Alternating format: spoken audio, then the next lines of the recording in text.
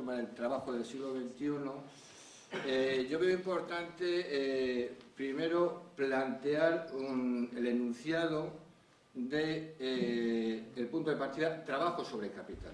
No es al revés, no es capital sobre trabajo. Entonces, a la hora de plantear este enunciado, trabajo sobre capital, y sobre todo que la concepción del hombre, tres rasgos importantes que yo creo para desmenuzar este planteamiento, ¿no?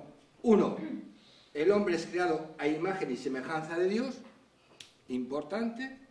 Por tanto, mediante el trabajo, el hombre participa en la obra creadora de Dios, Trinidad, y al mismo tiempo refleja esa acción. Dos, el primer fundamento de valor del trabajo es el hombre mismo.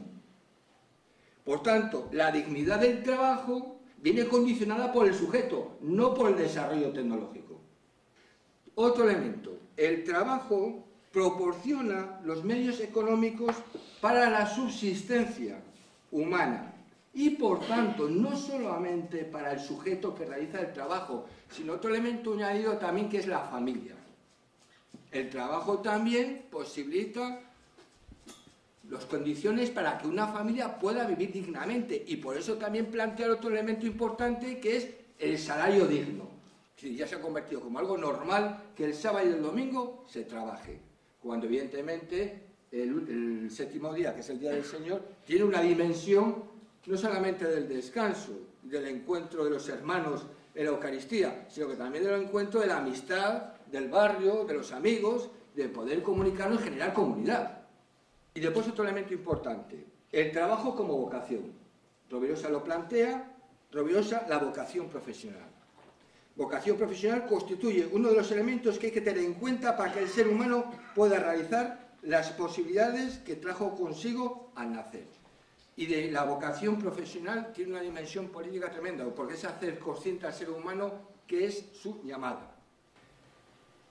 Esto da otra vuelta de tuerca más en el tiempo. Y entonces aparece dentro de esta dinámica del capital sobre el trabajo, se quiere organizar, podríamos decir, la fábrica de una manera científica a través de la racionalidad. Y aparece lo que se llama la organización científica del trabajo. Economía del tiempo, que fundamentalmente el objetivo era incrementar la producción, reducir los costos y los precios, pero sometidos al ritmo del cronómetro y sometidos a la estandarización de la producción en la cadena de montaje. Eso permitía un mayor control al obrero. Era una vuelta de tuerca además, donde con el cronómetro se determinaban las tareas del obrero. Los hombres de la solidaridad en el trabajo, que estaban sometidos a unas condiciones de trabajo totalmente degradantes.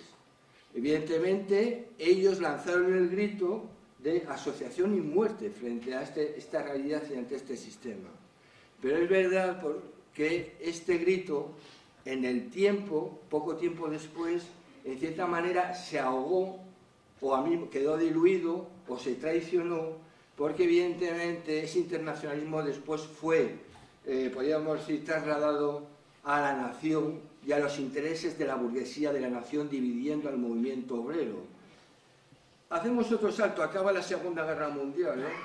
Y entonces entramos en una nueva fase donde hay un crecimiento económico, plan Marshall, crecimiento económico, hay una subida salarial, hay un acuerdo, podríamos decir, entre patrones y obreros, entre el capital y el trabajo, hay una sociedad del consumo, se empieza a generar la clase media, todo ese tramo genera después de la Segunda Guerra Mundial, ¿no? Donde en el sur se produce un expolio y en el norte un consumismo para la producción en masa a través de lo que es la sociedad de consumo y un pacto de adversarios.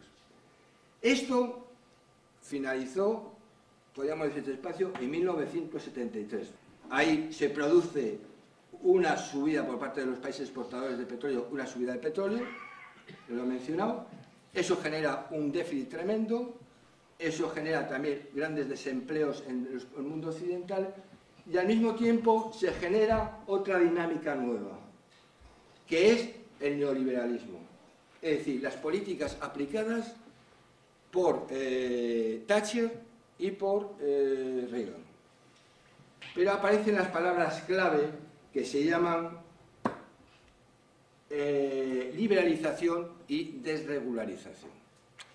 Liberalización de los mercados, que es lo que dice Berto del tema del produce, el tema de la financiación, y el tema de la desregularización no solamente de los capitales, sino del trabajo.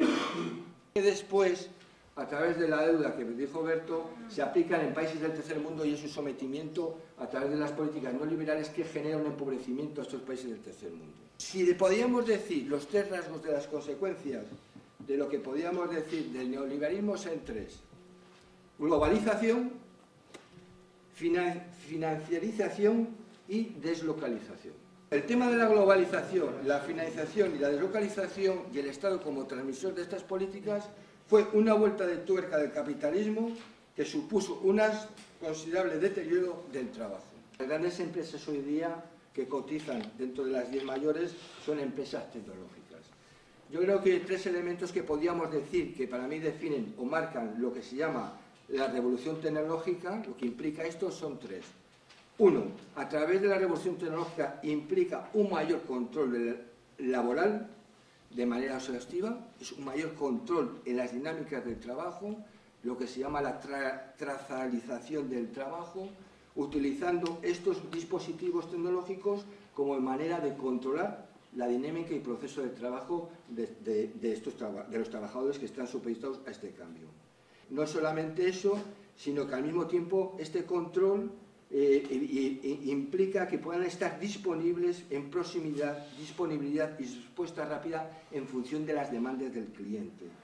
Y al mismo tiempo, el quehacer de esta manera de plantear el trabajo a través de estos cambios tecnológicos implican que uno tiene que estar evaluado continuamente a través de la dinámica de los algoritmos, lo que planteaba Carlos. Con lo cual, al final nos convertimos en un circo romano donde el pulgar hacia arriba o hacia abajo determina muchas veces los perfiles donde la misma plataforma pueda plantear si sigue trabajando o no. Otro elemento importante, podríamos decir, las repercusiones que tiene la sociedad. Son los grandes profesionales relacionados con el conocimiento. Van a formar una pequeña élite y configuran podríamos decir, hoja más pequeña, o más pequeña, ¿no? Después está otra un poco más grande, que son necesarios, pero de forma parcial. Son a tiempo y en número de personas en función de lo que demanda el trabajo y en función del valor aportado se les paga. Y la más grande, que es la tercera parte que es más grande, que es los descartados, los que no son necesarios. Una gran cantidad de gente que la dinámica entre capital y trabajo quedan excluidos, pero no solamente quedan excluidos precisamente por esta dinámica de las revoluciones tecnológicas o de los cambios tecnológicos que están implicando en la naturaleza del trabajo. Evidentemente, ante esta panorámica, una sociedad absolutamente desvinculada, desestructurada y sesgada, ¿cómo se puede sostener nuestra sociedad así? Cuando la precariedad ha venido para configurarse en una característica de la civilización, y puede ser descrita como un amplio espectro de inseguridad y vulnerabilidad. Estamos en una sociedad donde estamos conectados pero estamos desvinculados. Y evidentemente el trabajo ya está desvertebrado de tal manera donde antes el trabajo era un elemento de comunidad, de vinculación y al mismo tiempo de construcción de solidaridad. Eso ha saltado por los aires precisamente por las dinámicas de estas transformaciones tecnológicas. Las transformaciones tecnológicas están produciendo la segregación del mundo en dos espacios económicos cada día más claramente definidos. Por un lado, zonas capaces de producir y concentrar talento e innovación, pero al mismo tiempo quedando otras zonas totalmente, podríamos decir, sin esa capacidad de generar tecnología o atraer gente, ¿no? De hecho, lo vemos en Europa.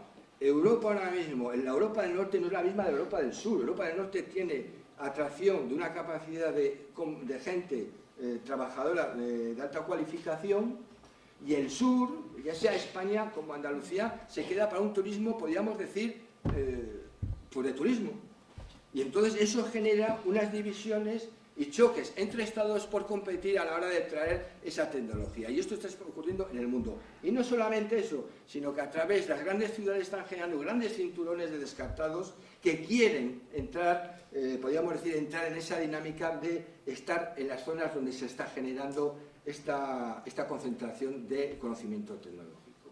Juan Pablo II, a la hora de plantear la dinámica capital-trabajo, lo dice de la siguiente manera. Dice, la dinámica de capital-trabajo se juega en forma históricamente, se juega el enfrentamiento entre el egoísmo y la solidaridad. Lo que está en juego no es la supervivencia de toda lo cual clase o ideología, sino la supervivencia del hombre mismo. Si se opta por el hombre, hay que optar por la solidaridad y no por el egoísmo. Y por consiguiente por las formas históricas que encarnan la solidaridad, es decir, el trabajo, y no por lo que encarna el egoísmo, el capital. Dentro de estas formas de solidaridad, lo que queremos plantear a continuación, que Guillermo Rovirosa.